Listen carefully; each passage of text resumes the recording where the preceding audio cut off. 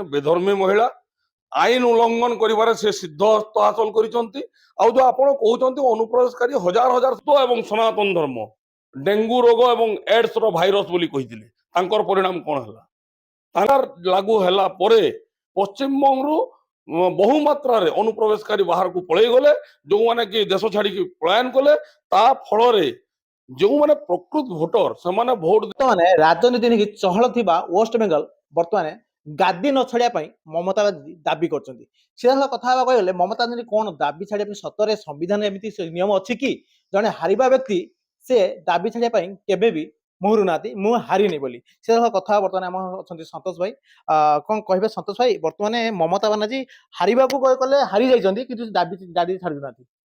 जय श्री राम लज्जा लगे कथा तीन थर मुख्यमंत्री दीर्घ दिन शासन रे बसिले किंतु जनादेश को से स्वीकार करूना जनादेश को स्वीकार करवा नितांत आवश्यक रही प्रत्येक नेता जनता जहाँ को जनता जनार्दन जहाँ को निर्वाचित करके आमको स्वीकार करने को पड़ो आपण 15 वर्ष धरिकी मुख्यमंत्री रहिले किंतु क्षमतार लोभ चौकीर लोभ आज पर्यंत जाइना ममता बनर्जी जड़े बेधर्मी महिला आप जानते पूर्वर भी करितकर्मा रही विभिन्न समय केंद्र सरकार को विभिन्न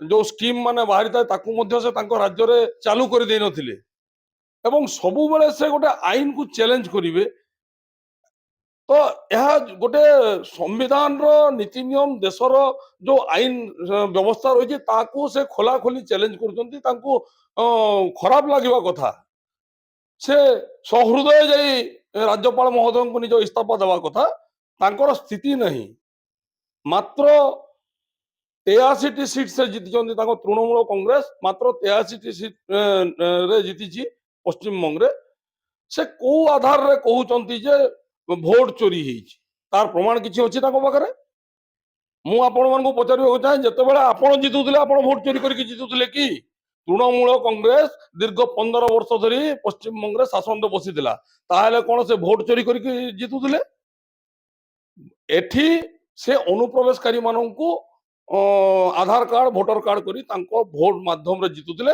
जार प्रतिफलन हेची एसआई देकी भारतीय जनता पार्टी को निर्वाचित करके आनिले भाई देखियो मिलला बर्तमान आज किछि लोक बांग्लादेशी माने लोक माने अनेक किछि लोक शह शह लोक माने आज जो देश छाडुचंती माने भारत रु विदाय होचंती किंतु किंतु ममता बानर्जी जो दाबी करचंती नाई मु हारिनी मो संख्या लोक को काहे की हैरान करछ एमि नै अनेक किछि दाबी नै करछन ताका कोन कहबे देखंतु मु पूर्वरु कहिछि ममता बनर्जी सरकार देश छाडुचंती भूल कहउचंती मु आपन को कहबा को चाहे अनुप्रवेशकारी माने पश्चिम बंग छाडुचंती किंतु से देश छाड़ू ना वर्तमान पश्चिम बंग पड़ोसी राज्य ओडिशा हला झारखंड हला बिहार हला आसाम हला एई सब राज्य रे त्रिपुरा हला एई सब राज्य सरकार माने सतर्क रहिबार आवश्यक रही सेही राज्यर जनसाधारण सतर्क रहिबार आवश्यक रही सेही अनुप्रवेशकारी माने एई विभिन्न राज्य को से पशिबा को उद्यम करिवे से माने एते सहज रे देश छाड़ी की जीवे नाही तांकु देश छाड़ी की जीवा पई सरकार बाध्य करबा को पड़िबो सरकार तांकु विताड़ित करबा को पड़िबो तो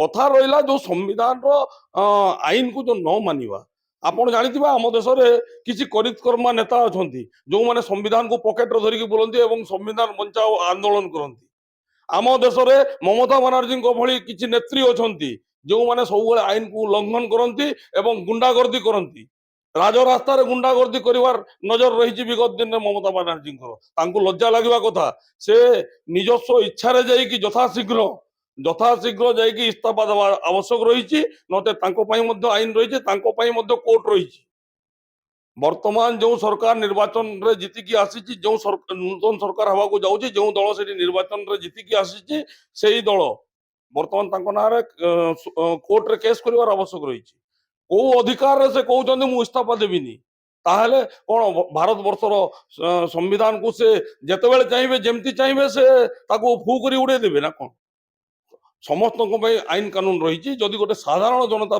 आईन रही कोर्ट रही से जड़े पूर्वतन मुख्यमंत्री ବର୍ତ୍ତମାନ ସେ ମୁଖ୍ୟମନ୍ତ୍ରୀ ନାହାନ୍ତି। ସେ ମୁଖ୍ୟମନ୍ତ୍ରୀ ଥିଲା ବେଳେ ବହୁତ ମନମାନି କରିଛନ୍ତି, ରାଜ୍ୟପାଳଙ୍କୁ ମଧ୍ୟ ମାନି ନାହାନ୍ତି, ପ୍ରଧାନମନ୍ତ୍ରୀଙ୍କୁ ମାନି ନାହାନ୍ତି, ଦେଶର ଗୃହମନ୍ତ୍ରୀଙ୍କୁ ମାନି ନାହାନ୍ତି। ଏମିତିକି ଯେତେବେଳେ ଭାରତୀୟ ଜନତା ପାର୍ଟିର ରାଷ୍ଟ୍ରୀୟ ଅଧ୍ୟକ୍ଷ ଅମିତ ଶାହ ଥିଲେ ସେତେବେଳେ ତାଙ୍କ ସେ କାର୍ଯ୍ୟକ୍ରମକୁ ମଧ୍ୟ ବନ୍ଦ କରିଦେଇଥିଲେ ପଶ୍ଚିମବଙ୍ଗରେ। ତାଙ୍କୁ ସେଠି ଅନୁମତି ଦେଇନଥିଲେ। ତ କୋଉ ଅଧିକାରରେ କରୁଥିଲେ? ସେ କଣ ଗଜପତି? ସେ କଣ ଦେଶର ଗଜପତି? ସେ କଣ କରିବାକୁ ଚାହୁଁଛନ୍ତି? ତାଙ୍କ ରାସ୍ତା ସିଧା ବର୍ତ୍ତମାନ ସେ ମୁଖ୍ୟମନ୍ତ୍ରୀ ରୁ ତ ହଟି ସାରିଛନ୍ତି, ପୂର୍ବତନ ମୁଖ୍ୟମନ୍ତ୍ରୀ ବୋଲି ମୁଁ କହିବି। ତାଙ୍କର ରାସ୍ତା ବର୍ତ୍ତମାନ ଜେଲର ସେଇ 4ଟି କାନ୍ଥ ଭିତରେ ରହିବାର ଆବଶ୍ୟକ ରହିଛି। ତାଙ୍କୁ ଯଥାଶୀଘ୍ର ଗିରଫ କରିବାର ଆବଶ୍ୟକ ରହିଛି। ଭାଇ ମେ 4 ର ନବୀନ ପଟ୍ଟନାୟକ ଗଲେ, ତାଙ୍କ ଭାଇ ଜୁନ 4 ରେ ମମତା ବାନାର୍ଜୀ ଗଲେ। ଏଟା ଚର୍ଚ୍ଚିତ ଘଟଣା କି? ଦେଖନ୍ତୁ, ତାକୁ ମୁଁ ଗୋଟେ କୋଇନ୍ସିଡେନ୍ସ କହିବି। ମୁଁ ତାକୁ ଭାଇ ଭଉଣୀ ସମ୍ପର୍କ ତାଙ୍କର ମୁଁ ସେ ଭିତରକୁ ଯିବାକୁ ଚାହିଁବିନି। ତାକୁ ଗୋଟେ କୋଇନ୍ସିଡେନ୍ସ କହିବି। 2 ବର୍ଷ ତଳେ ଏଇ ମେ 4 ତାରିଖରେ ବିଜୁ ଜନତା ଦଳ ଓଡିଶାରୁ ସଫା ହେଇଥିଲା। ଆଜି ଏଇ ମେ 4 ତାରିଖରେ ପଶ୍ଚିମବଙ୍ଗରୁ ତୃଣମୂଳ କଂଗ୍ରେସ ସଫା ହେଇଛି ଏବଂ ମମତା ବାନାର୍ଜୀଙ୍କର ରାଜନୀତି ଭବିଷ୍ୟତ ଅନ୍ଧକାରରେ ପଡିଯାଇଛି। ଭାଇ ଦେଖିବାକୁ ମିଳିଛି ବର୍ତ୍ତମାନ ସବୁ ସେଠି ଖୁସିର ଲହରୀ, ମାନେ ଜୟ ଶ୍ରୀରାମ ନାରା ପୋଲିସ କତରୁ ଆରମ୍ଭ କରି ସେଠି ଯେତେ ବାସିନ୍ଦା ମାନେ ଜୟ ଶ୍ରୀରାମ ନାରାର କମ୍ପୁଛି ବର୍ତ୍ତମାନ। କିନ୍ତୁ ମମତା ବାନାର୍ଜୀ ସେମିତି କିଛି କବ୍ଜା କରି ରଖିଥିଲେ କି? ନିଶ୍ଚିତ ରୂପରେ ଆଜି ଜୟ ଶ୍ରୀରାମର ନାରା, ବନ୍ଦେ ମାତରମର ନାରା ଏଥିପାଇଁ ସେଇଠି ଆପଣ ଜାଣିଥିବେ ବିଗତ ଦିନରେ ଯୋଉମାନେ ରାସ୍ତାରେ ବନ୍ଦେ ମାତରମର ନାରା ଦଉଥିଲେ ମମତା ବାନାର୍ଜୀ ତାଙ୍କ ରାଜ୍ୟ ପୋଲିସ ପ୍ରଶାସନକୁ ନିର୍ଦ୍ଦେଶ ଦେଇକି ତାଙ୍କୁ ବାଡଉଥିଲେ। ଯୋଉମାନେ ଜୟ ଶ୍ରୀରାମ କହୁଥିଲେ ତାଙ୍କୁ ବାଡଉଥିଲେ। ତ ଗତକାଲି ଗୋଟେ ନିଆରା ଦୃଶ୍ୟ ଦେଖିବାକୁ ମିଳିଥିଲା।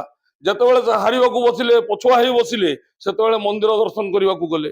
କିଛି ହିନ୍ଦୁ ଭୋଟରଙ୍କୁ ନିଜ ଆଡକୁ ଆଣିବା ପାଇଁ ଦୀଘାରେ ଗୋଟେ ଜଗନ୍ନାଥ ମନ୍ଦିର ପ୍ରତିଷ୍ଠା କଲେ ଏବଂ ତାକୁ ଜଗନ୍ନାଥ ଧାମର ନାଁ ଦେଲେ। କିନ୍ତୁ ଜଗନ୍ନାଥ ଧାମ ହଉଛି ଶ୍ରେଷ୍ଠ ଧାମ। ଭାରତ ବର୍ଷର 4ଟି ଧାମରୁ ଅନ୍ୟତମ ଏବଂ ଶ୍ରେଷ୍ଠ ଧାମ ବୋଲି ମୁଁ କହିବି। ପୁରୀ ଶ୍ରୀକ୍ଷେତ୍ର ଧାମ ହଉଛି ଜଗନ୍ନାଥ ଧାମ।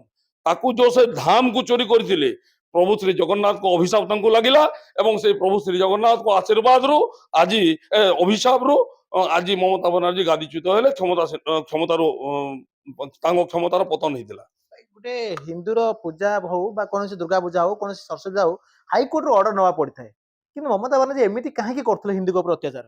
ଦେଖନ୍ତୁ, ମୁଁ ପୂର୍ବରୁ କହିଛି ସେ ଜଣେ ବିଧର୍ମୀ ମହିଳା। ତାଙ୍କର ଧର୍ମ କଣ, ଗୋତ୍ର କଣ ସେ ନିଜେ ବି ଜାଣିନଥିବେ। ସେ ସବୁବେଳେ ହିନ୍ଦୁ ବିରୋଧୀ, ସେ ସବୁବେଳେ ରାଷ୍ଟ୍ର ବିରୋଧୀ ନାରା ଦଉଥିଲେ, ସେ ସବୁବେଳେ ରାଷ୍ଟ୍ରର କୌଣସି ନୀତି ନିୟମକୁ ମାନୁନଥିଲେ ଏବଂ ହିନ୍ଦୁ ମାନଙ୍କ ଉପରେ ବାରମ୍ବାର ଅତ୍ୟାଚାର କରୁଥିଲେ। ହିନ୍ଦୁ ମନ୍ଦିରକୁ ଭାଙ୍ଗୁଥିଲେ, ହିନ୍ଦୁ ମାନଙ୍କ ଉପରକୁ ଲାଠିଚାଳନା କରୁଥିଲେ, ହିନ୍ଦୁ ମାନଙ୍କ ଘରକୁ ଭାଙ୍ଗୁଥିଲେ।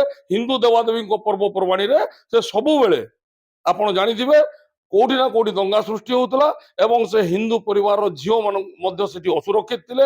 ନାରୀ ମାନଙ୍କ ଉପରେ ନିର୍ଯାତନା ହଉଥିଲା ଏବଂ ସେଠି ହିଂସାଜନକ ପରିସ୍ଥିତି ପ୍ରତ୍ୟେକ ଦିନ ପଶ୍ଚିମବଙ୍ଗରେ ପ୍ରତ୍ୟେକ ଦିନ ହିଂସାଜନକ ପରିସ୍ଥିତି ରହୁଥିଲା। ଯାହା ଫଳରେ ଆଜି ଜନସାଧାରଣ ତାଙ୍କୁ ଗାଦିଚ୍ୟୁତ କରିବା ପାଇଁ ମନସ୍ଥ ହେଲେ ଏବଂ ତାଙ୍କୁ ପ୍ରତ୍ୟାଖ୍ୟାନ କରି ସେ ନୂତନ ସରକାର ବସାଇବା ପାଇଁ ଚିନ୍ତା କଲେ। ତାଙ୍କ ବର୍ତ୍ତମାନ ଦେଖିବାକୁ ମିଳିଛି ବର୍ତ୍ତମାନ ମମତା ବାନାର୍ଜୀ ଗାଦି ନ ଛାଡନ୍ତି ଆଗକୁ କଣ ହବ? ଦେଖନ୍ତୁ, ମୁଁ ପୂର୍ବରୁ କହିଛି ଭାରତ ବର୍ଷରେ ଏମିତି କିଛି ନେତା ଅଛନ୍ତି ଯୋଉମାନେ ସମ୍ବିଧାନକୁ ନିଜ ପକେଟରେ ଧରିକି ବୁଲନ୍ତି। ସେଇ ନେତାମାନଙ୍କର ମୁହଁ କାହିଁକି ଆଜି ବନ୍ଦ ରହିଛି? ସେଇ ନେତାମାନେ କାହିଁକି ଆଜି ମୁହଁ ଖୋଲୁନାହାନ୍ତି? ସେମାନେ ତ ରାଜରାସ୍ତାରେ ସମ୍ବିଧାନ ବଞ୍ଚାଅ ବୋଲିକି ଆନ୍ଦୋଳନ କରୁଥିଲେ। ତାହେଲେ ଆଜି କଣ ଏ ସମ୍ବିଧାନ ବଞ୍ଚେଇଛନ୍ତି କି ମମତା ବାନାର୍ଜୀ? ଯଦି ସେ ସମ୍ବିଧାନ ବଞ୍ଚେ ନାହିଁ, ତାଙ୍କ ପାଇଁ ମଧ୍ୟ ଆଇନ ରହିଛି।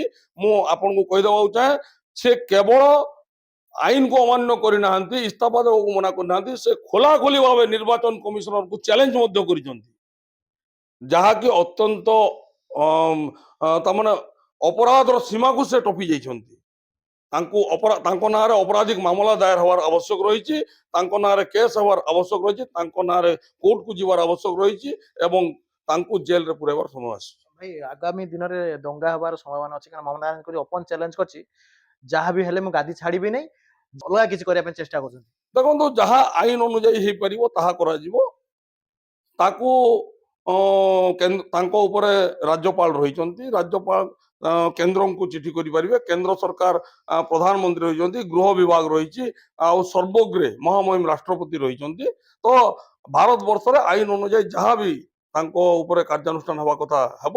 ସେ ଯଦି କହିଦେବେ ଯାହା ହେଇଗଲେ ମୁଁ ଗାଦି ଛାଡିବି ନାହିଁ, ଦଙ୍ଗା ହେଇଗଲେ, ଯଦି ସେ ଦଙ୍ଗା କରିବାକୁ ଚେଷ୍ଟା କରିବେ ତାହେଲେ କଣ କେନ୍ଦ୍ର ସରକାରଙ୍କ ଗୃହ ବିଭାଗ କଣ ଚୁପ ରହିବ କି? ତ ଦଙ୍ଗାକୁ କେମିତି କି କଣ୍ଟ୍ରୋଲ କରାଯିବ, ତାକୁ କେମିତି କି ଅଟକା ଯାଇପାରିବ, ତାର ବ୍ୟବସ୍ଥା ସରକାର କରିବେ, ନିଶ୍ଚିତ ରୂପରେ କରିବେ। ତ ସେ ଯୋଉ କହୁଛନ୍ତି ଦଙ୍ଗା, ତାଙ୍କ ପୁତୁରା, ମୁଁ ଆପଣଙ୍କୁ କହିବାକୁ ଚାହେଁ, ଆଜ୍ଞା। ତାଙ୍କ ପୁତୁରା 2 ଦିନ ତଳେ ପବ୍ଲିକ ପ୍ଲେସରେ ଜନସାଧାରଣଙ୍କ ସାମ୍ନାରେ ବିଭିନ୍ନ ଚ୍ୟାନେଲରେ ସେ ନ୍ୟୁଜ ପରିବେଷଣ ହେଇଛି, ଆପଣ ଜାଣିପାରୁଥିବେ। ସେ ଖୋଲାଖୋଲି ଚ୍ୟାଲେଞ୍ଜ କରିଥିଲେ ଦେଶର ଗୃହମନ୍ତ୍ରୀ ଏବଂ ପ୍ରଧାନମନ୍ତ୍ରୀଙ୍କୁ ଯେ 4 ତାରିଖ ଦିନ ଆପଣ ଆସିକି ଦେଖାନ୍ତୁ, ଆପଣ ଆସିକି ଆସିକି ଦେଖନ୍ତୁ ପରିଣାମ କଣ ହବ। ମାନେ ସେମାନେ କଣ କରିବାକୁ ଚାହୁଁଛନ୍ତି, ତାଙ୍କ ପରିବାର ଏବଂ ତୃଣମୂଳ କଂଗ୍ରେସ ପଶ୍ଚିମବଙ୍ଗରେ କଣ କରିବାକୁ ଚାହୁଁଛନ୍ତି? ପଶ୍ଚିମବଙ୍ଗକୁ ତ ତମେ ବାଂଲାଦେଶ ଏବଂ ପାକିସ୍ତାନ ଭଳି କରିକି ରଖିଥିଲ। ଯଦି ଆଜି ସେଠିକା ସାଧାରଣ ଜନତା ଯଦି ନିଜେ ଚେତିକି ଆପଣଙ୍କୁ ପ୍ରତ୍ୟାଖ୍ୟାନ କଲେ, କାହିଁକି ଆପଣଙ୍କୁ ଏଥିପାଇଁ ପ୍ରତ୍ୟାଖ୍ୟାନ କଲେ? ସେଇଠି ନାରୀ ସୁରକ୍ଷିତ ନଥିଲେ, ସେଇଠି ଲୋକ ସୁରକ୍ଷିତ ନଥିଲେ, ସେଇଠି ହିନ୍ଦୁ ସୁରକ୍ଷିତ ନଥିଲେ। ଆପଣ ପଶ୍ଚିମବଙ୍ଗର ମୁର୍ସିଦାବାଦ ଅଞ୍ଚଳକୁ ଯାଆନ୍ତୁ କିମ୍ବା ଅନ୍ୟ ଅଞ୍ଚଳକୁ ଯାଆନ୍ତୁ, ଦେଖିବେ ଆପଣଙ୍କୁ ପାକିସ୍ତାନ ପଳେଇ ଆସିଲେ କି ବାଂଲାଦେଶ ପଳେଇ ଆସିଲେ ଭଳିଆ ଲାଗୁଥିଲା। ତ ଲୋକ ଆଜି ତାଙ୍କୁ ପ୍ରତ୍ୟାଖ୍ୟାନ କରିଛନ୍ତି, ତାଙ୍କର ନୀତି ପାଇଁ ତାଙ୍କୁ ପ୍ରତ୍ୟାଖ୍ୟାନ କରିଛନ୍ତି, ତାଙ୍କର କୁଶାସନ ପାଇଁ ତାଙ୍କୁ ପ୍ରତ୍ୟାଖ୍ୟାନ କରିଛନ୍ତି। ଦୀର୍ଘ 15 ବର୍ଷର ଶାସନ ଭିତରେ ସେ ଯୋଉ ନାରା ଦେଇକି ବାମ ଦଳକୁ ହଟେଇକି ନିଜେ ସରକାରରେ ବସିଥିଲେ, ବିକାଶର ଧାରା, ସେ ବିକାଶର ଧାରା ପଶ୍ଚିମବଙ୍ଗରେ ପୂର୍ଣ୍ଣଚ୍ଛେଦ ପଡିଯାଇଥିଲା ଏବଂ ପଶ୍ଚିମବଙ୍ଗ ପଛକୁ ପଳେଇ ଯାଇଥିଲା। ପଶ୍ଚିମବଙ୍ଗରେ ଯୋଉ ପ୍ରକାରର ବିକାଶ ହେବା କଥା ବିକାଶ ହେଇପାରିନଥିଲା। କିନ୍ତୁ ଓଲଟା ଯଦି ଦେଖିବା, ସେଠି ହିଂସାଜନକ ପରିସ୍ଥିତି ପ୍ରତ୍ୟେକ ଦିନ ହଉଥିଲା, ଦଙ୍ଗା ହଉଥିଲା, ନାରୀ ଅସୁରକ୍ଷିତ ରହୁଥିଲେ, ନାରୀ ମାନଙ୍କୁ ହତ୍ୟା କରାଯାଉଥିଲା, ନାରୀ ମାନଙ୍କୁ ଦୁଷ୍କର୍ମ କରାଯାଉଥିଲା, କଲେଜ ଛାତ୍ରୀ ମାନଙ୍କୁ ଦୁଷ୍କର୍ମ କରାଯାଉଥିଲା ଏବଂ ହତ୍ୟା କରାଯାଉଥିଲା, ଏବଂ ହିନ୍ଦୁ ମାନଙ୍କ ଉପରେ ସବୁବେଳେ ଅତ୍ୟାଚାର ହଉଥିଲା। ଏବଂ ମମତା ବାନାର୍ଜୀ ନିଜେ ବାରମ୍ବାର ହିନ୍ଦୁ ବିରୋଧୀ ବୟାନ ଦେଇଥିଲେ। ମୁଁ ତ ଏଇ ଯୋଉ ଗତକାଲିର ଭାରତୀୟ ଜନତା ପାର୍ଟିର ବିଜୟକୁ ମୁଁ ଭାରତୀୟ ଜନତା ପାର୍ଟିର ବିଜୟ ବୋଲି କହିବିନି, ଏଟା ହିନ୍ଦୁତ୍ୱର ବିଜୟ, ସନାତନ ଧର୍ମର ବିଜୟ ଏବଂ ଜଣେ ଆତ୍ମଗର୍ବୀ ଅହଙ୍କାରୀ ଏକଛତ୍ରବାଦୀ ଶାସକର ପତନ ବୋଲି କହିବି।